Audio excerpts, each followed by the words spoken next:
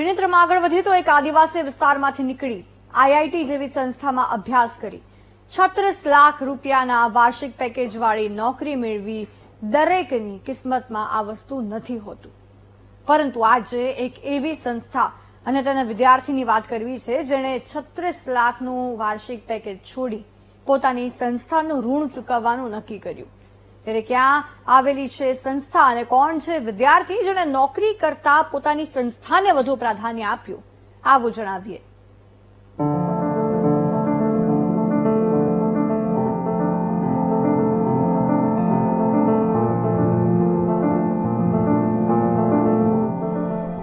મન હોય તો માળવે જવાય. તમે દ્રશ્યોમાં જે યુવાનને જોઈ રહ્યા છો તે પહેલી નજરે તો એક સામાન્ય યુવાન દેખાશે, પરંતુ આ એ જ આદિવાસી યુવાન છે જેણે આઈઆઈટી દિલ્હીમાં અભ્યાસ કર્યો અને 36 લાખના વાર્ષિક પેકેજવાળી નોકરીને છોડી જ્યાંથી પોતાનો પાયો મજબૂત બન્યો ત્યાંના આદિવાસી બાળકોના ઉત્થાન માટે કામ કરી રહ્યો છે. વાત આદિવાસી બહુલતા ધરાવતા ડાંગ જિલ્લામાં આવેલ પ્રયોશા પ્રતિષ્ઠાન નામની સંસ્થાની છે. આ એ જ સંસ્થા છે જેમાં અવિરાજ ચૌધરીએ ધોરણ 9 થી 12 સુધીનો અભ્યાસ કર્યો અને સંસ્થાના સંચાલક સ્વામીજીના માર્ગદર્શન હેઠળ આઈઆઈટી દિલ્હીમાં એડમિશન મેળવી ટેક્સટાઇલ એન્જિનિયર ડિગ્રી મેળવી. જો કે આ મંજિલ સુધી પહોંચ્યા પછી કેમ તેણે લાખો રૂપિયાની નોકરી ન સ્વીકારી, તમે ખુદ સાંભળો તેના જ મુખેથી. આઈઆઈટી દિલ્હી ખાતે મને ટેક્સટાઇલ એન્જિનિયરિંગમાં એડમિશન મળ્યું.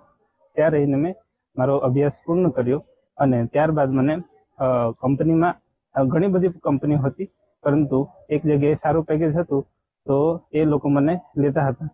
પરંતુ પછી મેં સ્વામીજી જોડે વાત કરી કે શું આવું પેકેજ છે, શું લેવાય કે ના લેવાય. તો સ્વામીજીએ મને ઘણો સમજાવ્યો. પછી આગળ બી કીધું કે તારા પાસે હજી કરિયરમાં ઘણા બધા ઓપ્શન છે અને આપણા સમાજ વિશે બી વાત કરી કે આપણો સમાજ હજી ઘણું પાછળ છે, તો જો જોબ છોડીએ અને તું આપણા સમાજ માટે કંઈક કરે તો વધારે સારું કહેવાય.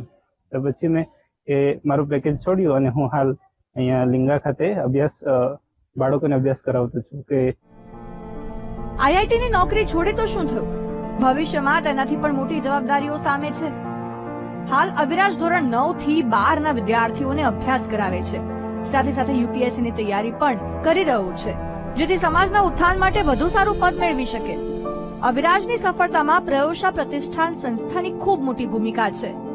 25 વર્ષથી આદિવાસી વિસ્તારમાં ચાલતી આ સંસ્થામાં અભ્યાસ કરીને ઘણા વિદ્યાર્થીઓ આજે ખૂબ સારા પદ પર ફરજ નિભાવી રહ્યા છે. અહીંયા 160 વિદ્યાર્થી અભ્યાસ કરે છે અને આપણી માતૃ સંસ્થા જે માલેગામ સાપુતારા તળટીમાં છે ત્યાં 350 વિદ્યાર્થી અભ્યાસ કરે છે અને ત્યાં પણ 9 થી 12 ની સ્કૂલ ચલાવીએ છીએ આપણે એવી રીતના. અને અત્યાર સુધીમાં આ જે બંને શાળાઓ થકી આમ તો હજારો વિદ્યાર્થીઓ અભ્યાસ કરી ચૂક્યા, પણ હાયર એજ્યુકેશન જેને ગણી શકાય એવામાં 182 એન્જિનિયર થઈ ગયા છે, 15 MBBS ડોક્ટર થયેલા છે, 55 શિક્ષકો થયા છે, 42 ડોક્ટર જે નર્સિંગનો કોર્સ છે એ કરીને થયા છે અને 20 જેટલા છે સરકારી અધિકારીઓ પણ અત્યારે બની શક્યા છે એવી રીતના. આજના સમયમાં શિક્ષણ એક વેપાર બનીને રહી ગયું છે, પરંતુ આવી સંસ્થાઓ પણ છે જે હકીકતમાં શિક્ષણને વેપાર નહીં પરંતુ સમાજનું ઉત્થાન સમજીને પોતાની ફરજ નિભાવી રહી છે. દીપક ગામિત, VTV ન્યૂઝ, ડાંગ.